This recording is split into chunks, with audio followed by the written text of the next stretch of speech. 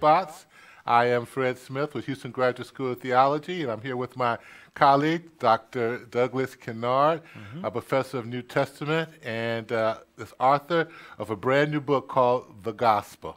And I am looking forward to more conversations about this because it's an important work. Would you like to tell the audience about your book and about what it's about? And well, go ahead. It's the gospel. It's available now and where you can buy books. It's Whiff and Stock, and if you buy it through them, you probably will actually get a discount. They're out of Eugene, Oregon, and the whole church recognizes that there is a gospel, and that gospel is the message of salvation. Mm-hmm. Different parts of the church will say that message differently. And so what I do in this book is, in the first chapter, I talk about the way that message has shifted over the history of the church. And so it's a historical study. Mm-hmm. And then the rest of the book is a look at biblical passages which identify themselves as gospel, that either they describe themselves as this is the gospel, or they talk about this is how you get everlasting life, or they talk about this is how you get resurrection into kingdom, or this is how you are kingdom bound, or you get to kingdom, or this is how God forgives you. And so I looked at passages that did those 5 things. I wonder about all that. All of those, and you find that though you had maybe understood the gospel fairly simply in one of the ways, that is the way of however your tradition raised you or has surrounded you in recent times, the biblical passages are never to be so controlled. The Bible is wild. It's a wild lion, and it can't be corralled. Wow. And so it'll get into a variety of different orientations. And part of the history of the church is that different segments of the church have latched onto one aspect of that or another aspect. And we may be only thinking from the vantage point of our own tradition. Mm-hmm. For example, let me briefly summarize that historical part. Please do. For the first millennium of the church, first 1,000 years, you have church traditions like Roman Catholic and Orthodoxy and Coptic and Ethiopian, all of these, and Syrian, all these different traditions, and including some others that made it down to India or eventually make it over to China. The dominant way they understand gospel is a combination of 2 frameworks. One theologian may emphasize one aspect more than the other, and other theologian may emphasize the second more than the first. But the 2 of them are clearly involved for the first 1,000 years and becomes the dominant way. The first is that Jesus is thought of as dying for the sins of the world through a Jewish sacrifice kind of model, which means that it's in a covenant relationship. They're already accepted in some wonderful way, and so that sacrifice really brings them into fullness of health in that elect position that they happen to be in. That means that there is not an insistence that Jesus takes our wrath, because the Jewish sacrifice doesn't take the wrath of the Jewish person in the Day of Atonement. They avert the wrath. So it's a way of God generously forgiving, and possibly using this metaphor that comes out of Judaism of wonderful communal forgiveness. And it's a much more community-minded way, because in the Day of Atonement, Jews were forgiven together as a nation or as a group.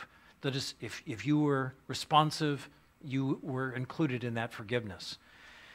The second way that often combines with that is that you follow Jesus in the narrow way, perhaps the Beatitudes, perhaps the Sermon on the Mount, You follow him that narrow way unto kingdom, because he's out ahead of us. He's the leader in life, and he himself is a practitioner who has demonstrated how we are to live, and we are to imitate Christ in following those kind of patterns.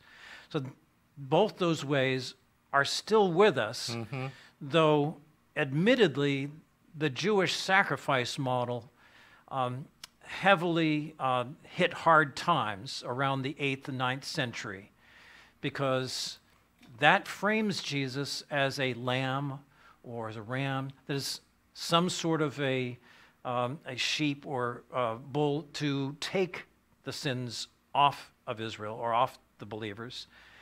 And in that first millennium, one of the main things they were working out was that Jesus is both God and man. And so the insistence that he's both God and man meant that it bumped up against viewing Jesus as a lamb, because he's a man, not a lamb. And so that... It's literal. Yeah, that literal Jewishness of the sacrifice model hit on hard times, and by, say, 1000, it's very difficult to find that. It's only really recovered in the last half century, first by Old Testament scholars who, of course, are spending a lot of time working in Leviticus and in Jewish priestly imageries, and thinking about, well, the New Testament describes Jesus. The book of Hebrews describes Jesus as like the sacrifice on the Day of Atonement. And since the 1980s, New Testament scholars have joined in this appreciation of the Jewishness of the New Testament. And so it's a model that's clearly, strongly on the rise. And this book will explore these sacrifice passages, especially taking from that point of view. The other half of that first millennial view, following Jesus in the narrow way, has never really gone out of favor in Christendom, because it's the dominant way in which Roman Catholics and Orthodox and Coptics will view their salvation, though they've added some sort of a maturing or perfecting of the Christian too. But perhaps it is hit on harder times among Protestant circles, or at least some Protestant circles. Not Methodist circles. No, not Methodist circles. And really, if you appreciate, say, John Bunyan's Pilgrim's Progress, or Thomas à Kempis' Imitation of Christ, if you appreciate those, that's how you recognize that's the way those models are presenting. We're heading to the celestial city. We're following in the narrow way. Perfection. That's right. But what Protestantism did do is in the medieval era, the concept of justice was shifting from a Greek and Hebrew idea, shifting over to a Latin idea, in which you have it becoming more of a legal construct. And Alistair McGrath in Iussius is probably the best book to explore that shift. But what it means is that by the time Luther comes on the scene, he's thinking of God as a just God that possibly is going to condemn us because of, he's just and he has wrath for us, and that Jesus rescues us from that wrathful justice of God by a legal construct. And so many Protestants will think of the salvation through a justification that is not framed by the Jewish justification within covenant, but framed more from a law court way.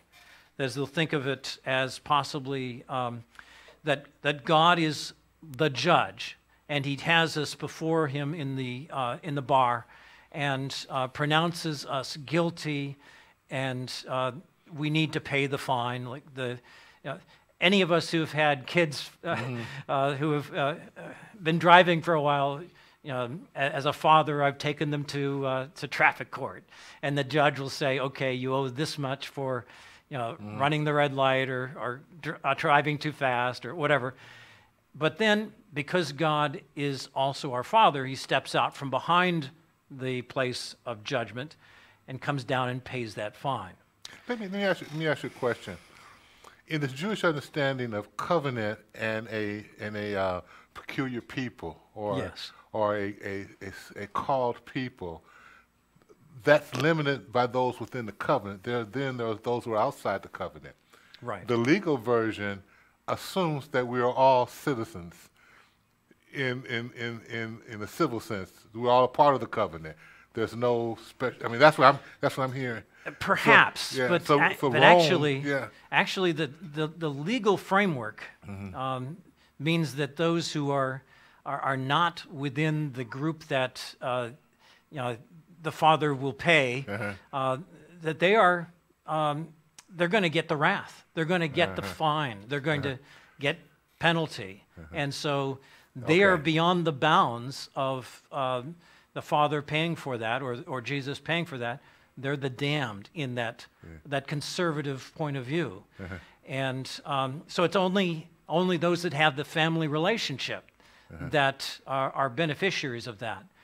But when this shift to a legal framework was first done by, say, Luther, he understood it within a family kind of relationship, because he understood that justification to also be covenantal, like in marriage.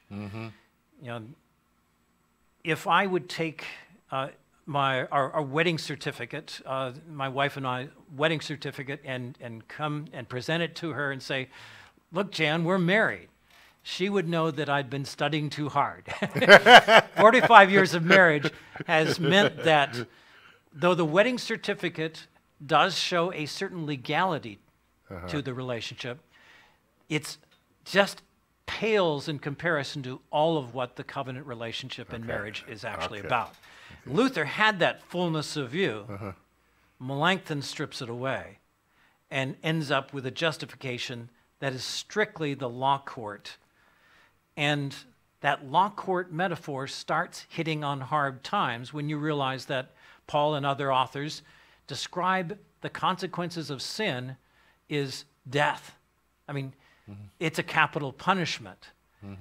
Nobody can pay a fine for those who are sentenced to die.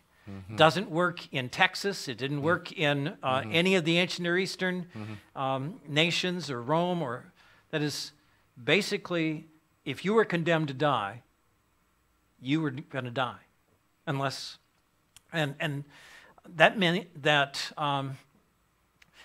the construct of justification excludes a whole range of people as wrathful, that is, as blameworthy, condemned to die. So that's where Melanchthon left it.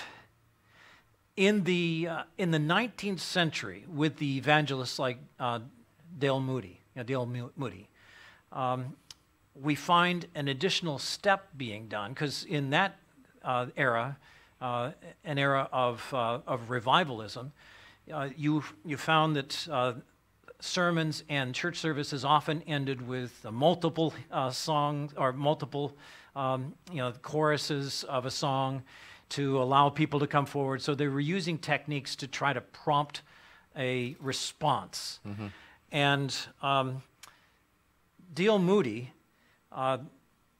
was in this shift to bring the justification to a point time. It was still somewhat of a fat time of coming, that is, growing into the family of God and embracing it, maybe some tearing at the altar.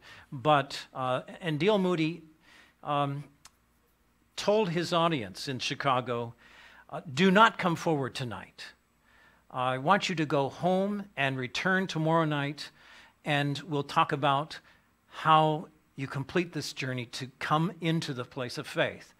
And as Sankey was leading the last hymn, and the group was starting to break up, the sirens began to be heard, and that night, both that hall and half of Chicago burned to the ground in the Chicago fire.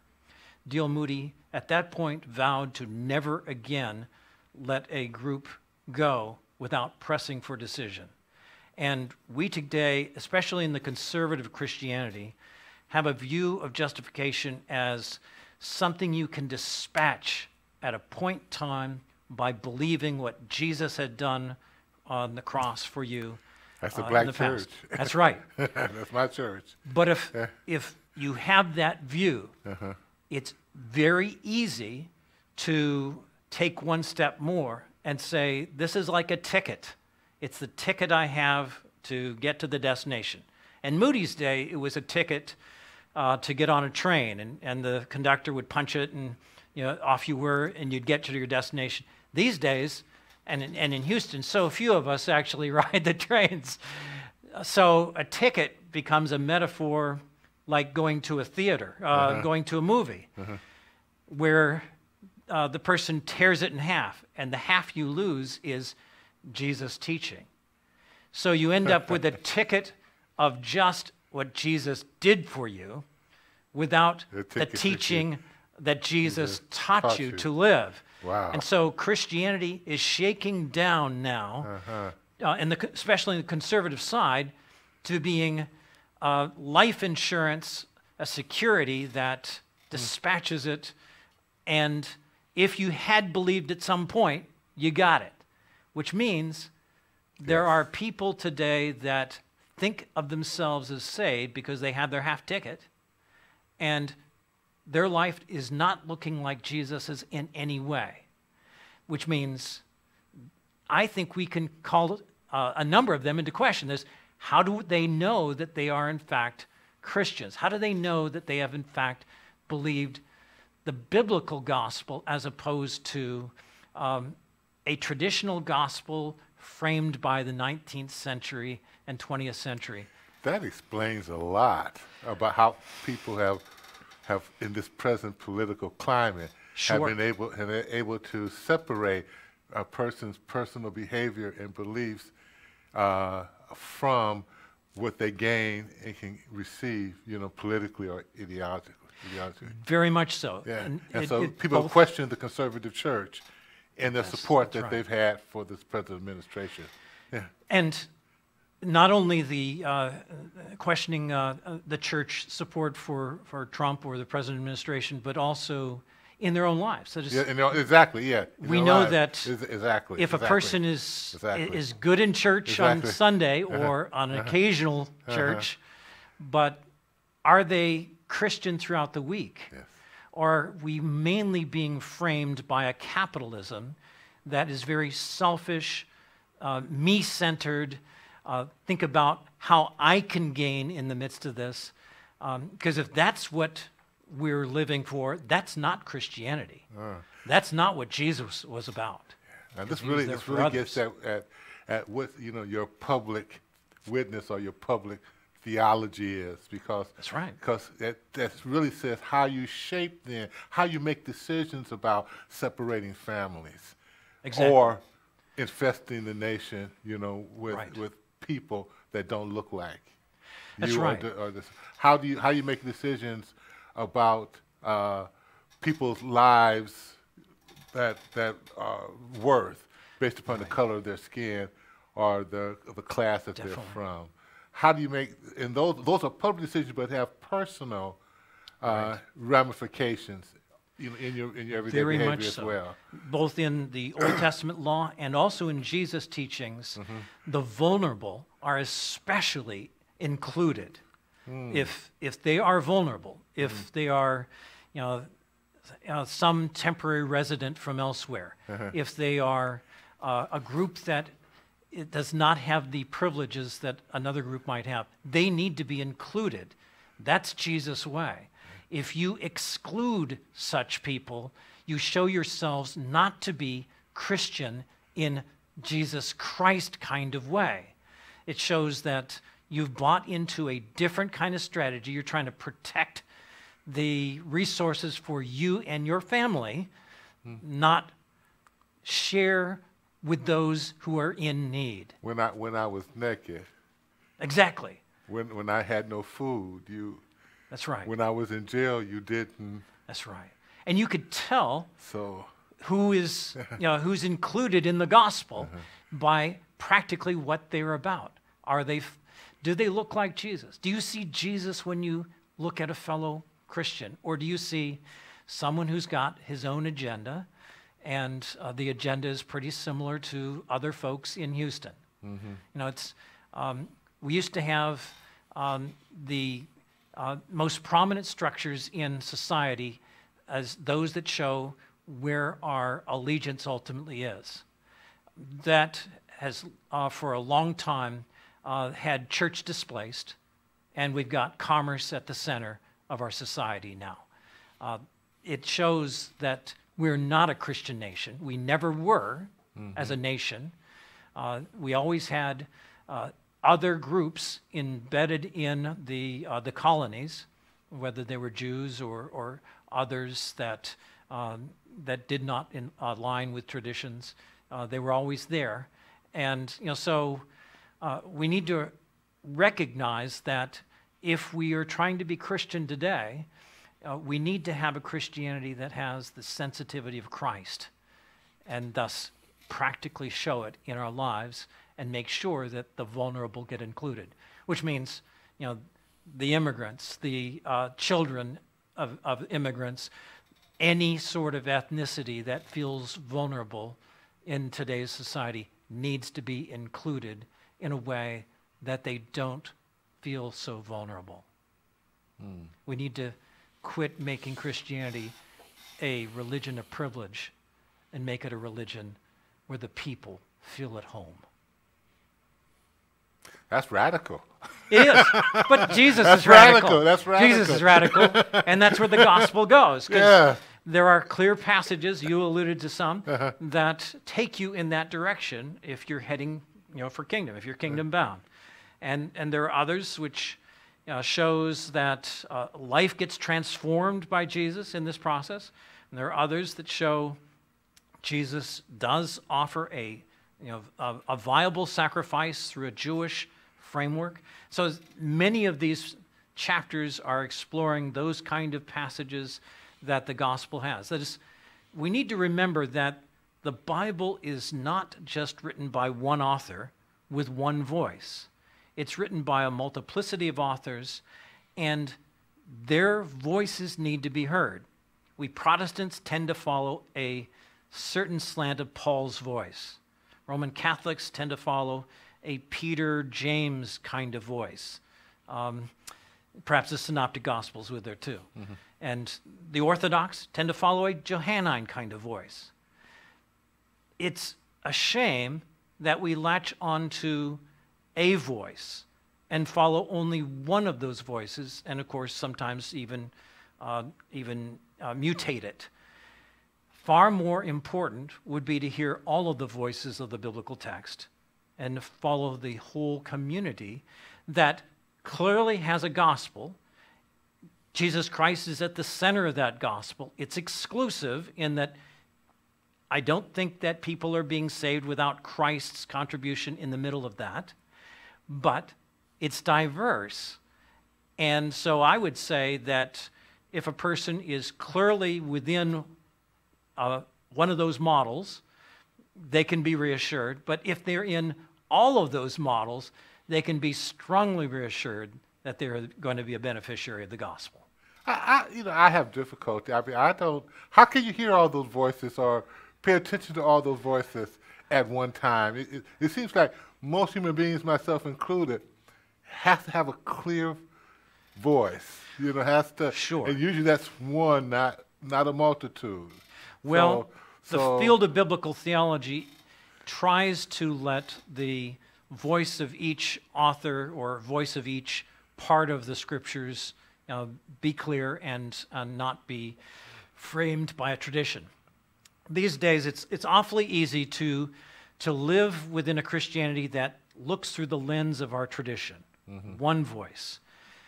But we probably could benefit by looking through the lens of other people's traditions enough so that we remove ourselves from automatic reading the Bible through our own tradition. And what I try to do in biblical theology is to then show you how that different voices are there. And yes, you are right that it's hard to listen to all those voices, and you don't want to just have a cacophony. So what I've done is I've taken each chapter to look at one of those voices in turn, so that you can have a fullness and a richness, of the voices, so that we're not running a monochromatic Christianity of just one color. Yeah. So that we have the fullness of a rainbow, Yes. and perhaps even some, wavelengths beyond the visible light. I mean, that's beautiful. When I talk about the beloved community, Yes. I talk about the 5 principles of the beloved community. The first is something that you touched on, is the notion of justice, Right. tempered by also the notion of love or mercy, compassion, especially for the least of these. Right. The second principle has to do with being created in the image of God. Each one of us, in our own particular circumstances, are created in the image of God. Right. All of us, without color, ethnic, whatever it is. If that is so, then it's necessary for us to be in community together, because it's impossible to know God without knowing the different faces of God or the different languages of God. And so you only can know the Bible really, and only can know Christianity really in community. Right. And we need to recognize that image of God is for all humans, Yes. rather than as techniques have been done in the past to exclude part of humanity. That is, they're not our kind of human, Right. or they've been cursed in some sort of Cain curse or something else. No, all humans are in images of God. Right. And Exactly. thus, when I look at you and you look at me, hopefully we see that God is represented here as by representatives of God. We had this song, Jesus in me sees the Jesus in you. That's right. That's right. You know. And of course, that also puts a profound responsibility upon us, because not only do we see, okay, God is present there. We're out of time. Okay. But we will come back and All we'll right. take it up right there. Thank you so much for the conversation. Thank you for being with us again on Bright Spots. We're looking forward to see you again the next time. Great.